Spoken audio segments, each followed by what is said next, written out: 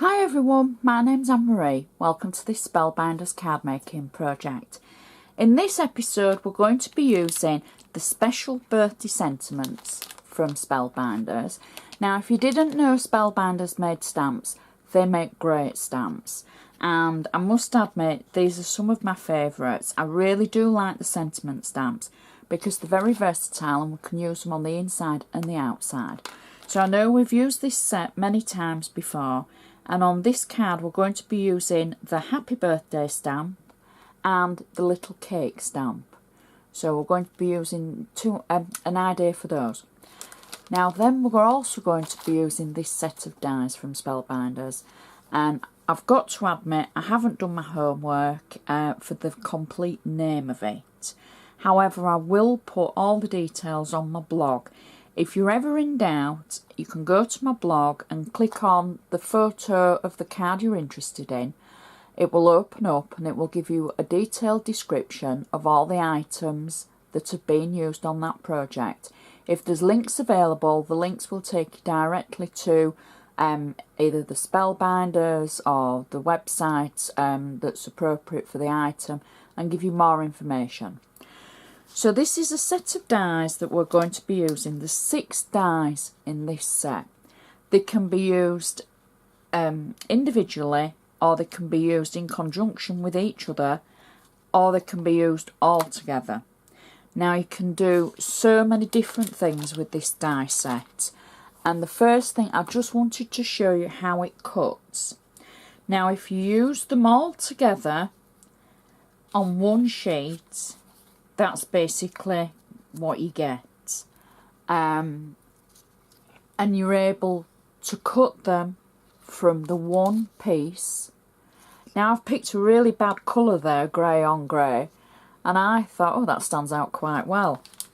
So let me just turn that over and then you can maybe see it a bit better. So I've used the large frame die, and then I've used the 2 inner sections and the eclipse shape in the middle. If I've got the name of the shape wrong, forgive me. But I've used, I think it's an eye shape. But anyway, so I've used those together all in one pass. I used craft masking tape to mask them together in place.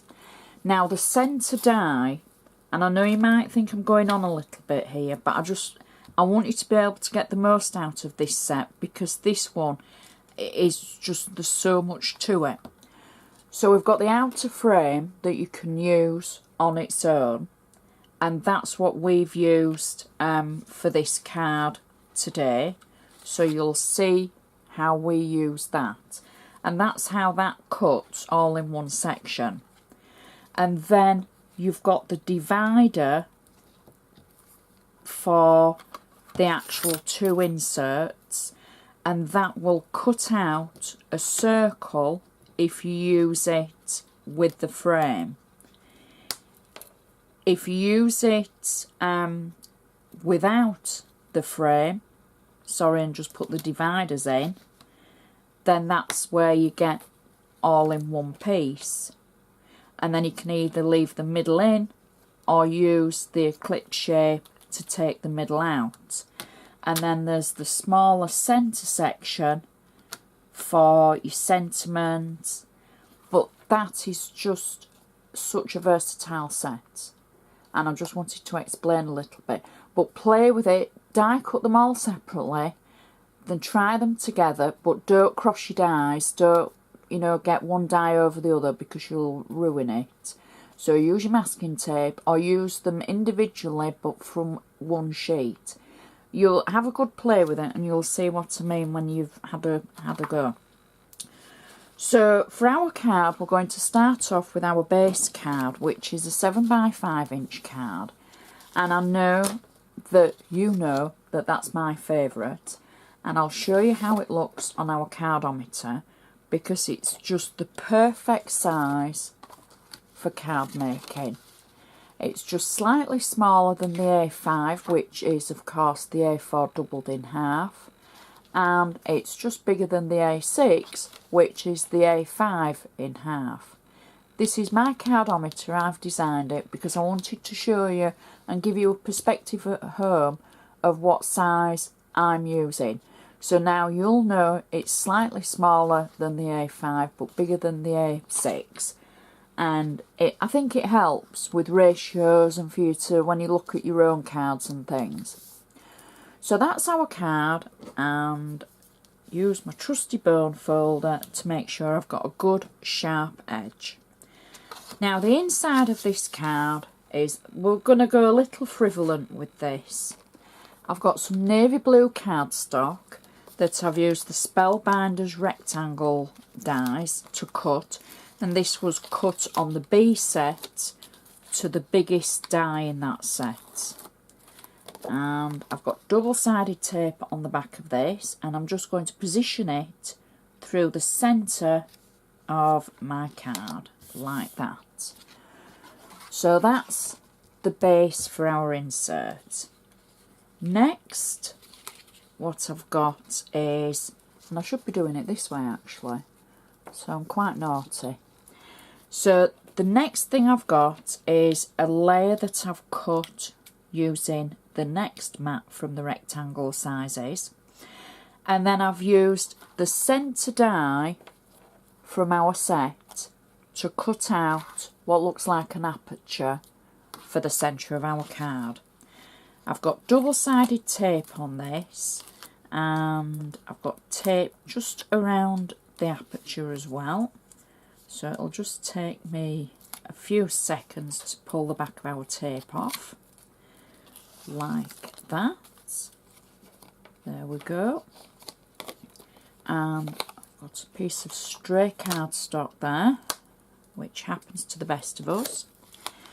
So now I can just add this through the centre of our card like that, and we've got our gorgeous aperture in the middle, and for that I've die cut the centre die from the set, and then in the middle I've stamped the birthday cake, and I've coloured it in using watercolour markers, and I've given it a little bit of a haze around the candle top and a bit of shadow underneath, and I've just used the normal, I'm saying the normal, just on ivory cardstock. I've got a little bit of double-sided tape on it, and I'm just going to add a tiny bit of glue as well. Now there's a few sections on the back that you can just add a little bit of glue, and if you've got a fine nozzle it won't be a problem. This is my fine nozzle for my glossy accents, and I do love using it. It's so handy. And there we go. So now we can add this into our aperture, and it will sit in the gap like an inlay perfectly. There we go. And need to give the glue a minute or two. There. Press it down, and that's our insert panel. We've got lots of room to write messages to from, little notes if you're wanting to write something, and that is just such a pretty insert. I love this pattern, I really do. So that's our insert finished. So now we can turn our attention back to the outside. Just using my bone folder again on the edge to make sure that we've still got a nice crisp edge. So the first layer for our outside is another navy blue panel, and I'm just taking the back of my tape away, and we can add this, there we go, to our card.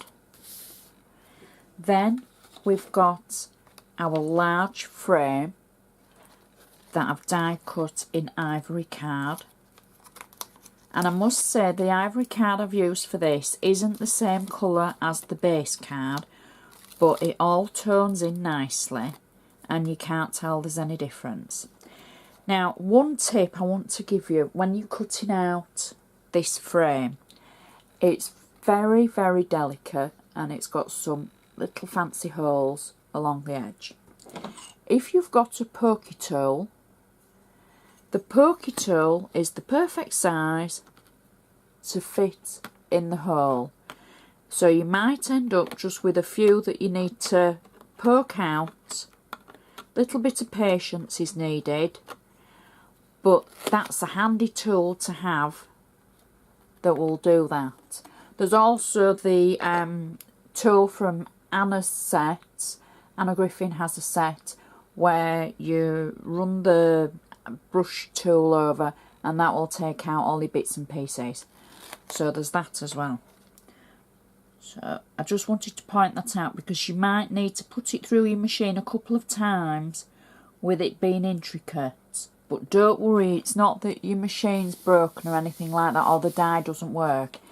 It's just your pressure. So as you're putting it through the machine, if it's not cutting properly, you might need to add a shim. So just add a piece of cardstock above your plate just to give a little bit more pressure. So that's our base layer. Next, I've cut the circle and the patterned layer from our die. And I'm just going to add these two together before I put them on our card, because I want to get them in the right place. And on the card, if I go on the card straight away, I'll probably mess it up. So I want them on top of each other like that. So now I can add these to the card. Oops. With double-sided tape. Now it's quite flat is this card, but it won't look flat because it's got lots of dimension from the layers. So I've added a little bit of ink around the edge of the ivory layer, and I'm adding that, there we go, to the front of our card. Next I've got the eclipse shape, and I've cut that in navy blue, and that fits perfectly in the centre. There we go. And lastly, I've got the centre, the same centre that we've used for the insert, and I've stamped it using our stamp Happy Birthday from the sentiments that we looked at. I've just slightly inked it around the edge, and I've got 3D foam on the back of it. So we can add that through the centre of our card. And that is our card finished. And I'm just going to see if I can waggle that a bit, get it a little bit straighter. There we go. Perfectionist here, don't you know? Yeah, I wish I was. So that looks a little bit better. And that's our card finished. Now, I think that's very deceiving because you know it's all flat layers, and to look at it from the side it's all flat, apart from our top one. But from a distance, it doesn't look as though it's flat. And we've got our insert, which is just so pretty, and the outside is just as pretty. Stands up nicely. Mantelpiece pleaser. You know, that's going to be kept, is that one, because it looks like there's a lot of work that's gone into it, but it's the dies that have done all the hard work. Nice for posting because it's not too thick and bulky, and just such a great card is that one. And a nice set of dies, a really, really nice set of dies, and very versatile. So that is our card finished. If you've got any comments, please feel free. I can't reply back to you on YouTube because I have a problem with my replies to comments. And that's it. That's how it's always going to be. But I know I have to keep repeating myself like a parrot, because it's just one of those things. If I don't say it, and somebody comments, and then they think I'm rude for not getting back to them. So if you want me to get back to you, it's Facebook on my blog. give me a day or so because of work commitments and things like that. But I do love hearing from you, and I do love reading your comments, and I appreciate everything that you say. And I had a lady send me a message last week and she made me cry because her comments were just so lovely, and it touched my heart so much to think that I give you ideas and I give you inspiration. So thank you very much. And that's everything. That's all I've got to say today. I've run out of words. So thank you so much for watching, and I shall see you again next time.